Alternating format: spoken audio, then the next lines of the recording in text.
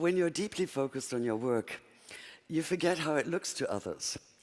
Unless, like me, you're an agnostic Jew. What you're deeply focused on is Islam, and you've just finished writing a biography of Muhammad. And your audience might be just a little bit nervous. This photo was taken this past summer at the Sheikh Zayed Grand Mosque in Abu Dhabi, and yes, that's me in the middle. I never imagined myself in an abaya, but it was required for entrance, so I reminded myself that clothes do not make the woman, and took a deep breath. There was no bolt from the blue. In fact, it felt almost elegant. And since the mask is very beautiful, I posted the photo online, only to find that some of the reactions were kind of puzzling. There were Muslims saying basically, "Yay, you've become a Muslim." And then there were Jews saying basically, "Oi, you've become a Muslim." This seemed a rather large conclusion to draw from a snapshot. So the photo evidently invites interpretation, and the question is why? What were the underlying assumptions here? If I were to put this on right now, for instance, is this an act of honor, or is it one of disrespect? Is it a gesture of sympathy? Or is it merely presumptuous? Or does it make no difference what I say at this moment, because all you can focus on is the fact that I'm wearing an Islamic headscarf, in which case, why is it so distracting? How this is seen has little to do with me. It's a function of your preconceptions and expectations, and of the agenda that you then attribute to me. And that's a loaded word, agenda. It implies ulterior motives. In which case, let's look at my motives. To the question of how come I decided to write about Muhammad, my immediate answer is, how not? We're talking about one of the most influential figures of all time. A man who radically changed his world and is still changing ours. So how can so many of us know so little about him? How come just the idea of writing about him seems to be fraught with tension? Welcome to my territory, the vast and volatile arena in which politics and religion intersect. Consider the renewed atmosphere of distrust and bitterness this past summer, for instance, when a noxious little YouTube video caricaturing Muhammad sparked protests leading to dozens of deaths. There were any number of agendas involved here, none of them good. That of the small-minded bigots who made the video in the first place, small-minded bigots being a redundant phrase, if ever there was one. Of the Saudi-financed TV station in Cairo that picked it up and made a big show of it, thus ensuring that while maybe 30 people had seen it before, now millions would.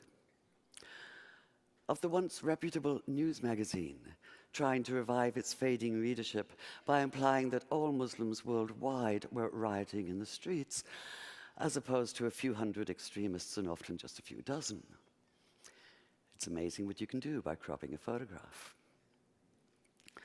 There was the leader of Hezbollah, under attack for his support of the Syrian regime's brutal war against its own citizens, trying to redeem himself as a defender of Islam. And the Pakistan Minister of Railroads, trying to hide his corruption and ineptitude by offering a $100,000 bounty. And the usual American Islamophobes, putting up crude us and them posters in the New York and DC subways. So many people jumping on the bandwagon. But where was Muhammad himself in all this? Where was the man who listened to the Quran telling him, and by extension all Muslims, to pay no attention to taunts and mockery? Ignore them, it keeps saying. Let them be. Turn your face away. or in the words of Jesus, turn the other cheek. While Muhammad has certainly been distorted by his detractors, he sometimes seems to have been equally distorted by the loudest of his self-proclaimed defenders, which makes it all the more urgent that we know who he really was. Yet the millions, if not billions, of words that have been written about him often seem to obscure as much as they reveal. The more of them I plowed through, the more it felt as though he were being weighed down by the sheer accumulated mass of them. What I wanted was a real feel for the man himself. I wanted the vitality and complexity of a full life lived. I wanted, in short, to see Muhammad whole. And this meant steering clear of a virtual minefield of agendas, including piety and sentiment and stereotype and judgmentalism. So even as the hundreds of research volumes piled up on my floor, my most valuable research tool may have been this one-word reminder pinned beside my desk. Think.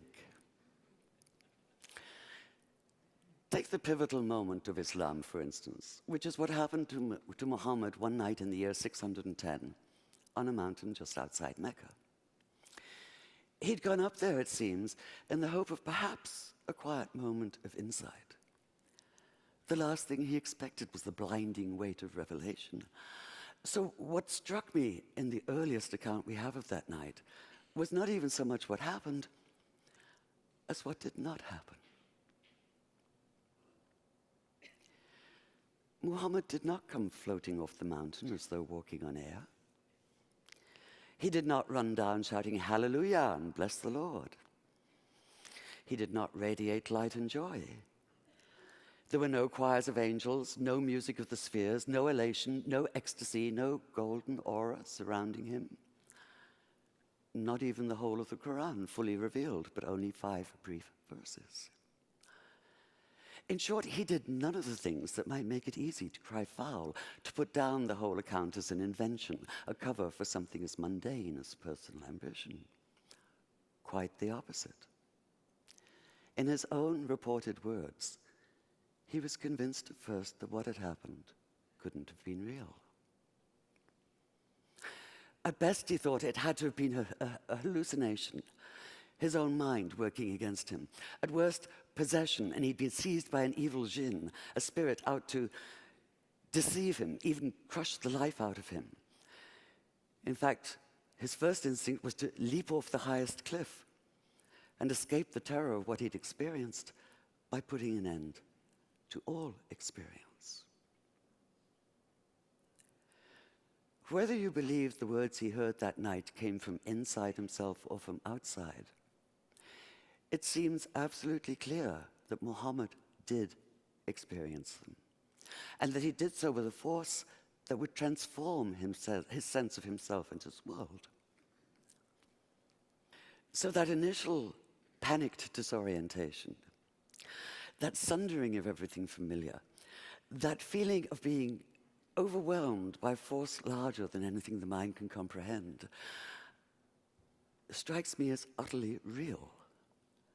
It's the only response that makes sense. It's the only sane response, the only human one. And this is what allowed me to begin to see Muhammad not as a symbol, and not even as a subject, but as a man, a complex human being.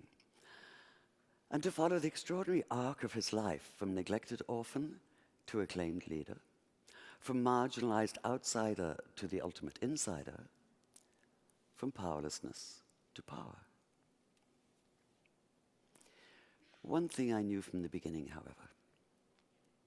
If I was to do justice to this remarkable story, if I was to bring it alive on the page, it had to be written in good faith. Now, I do realize there may be a certain irony in an agnostic standing here talking about good faith, but there's been so much bad faith in every sense of the term. And we have to get beyond it. All of us.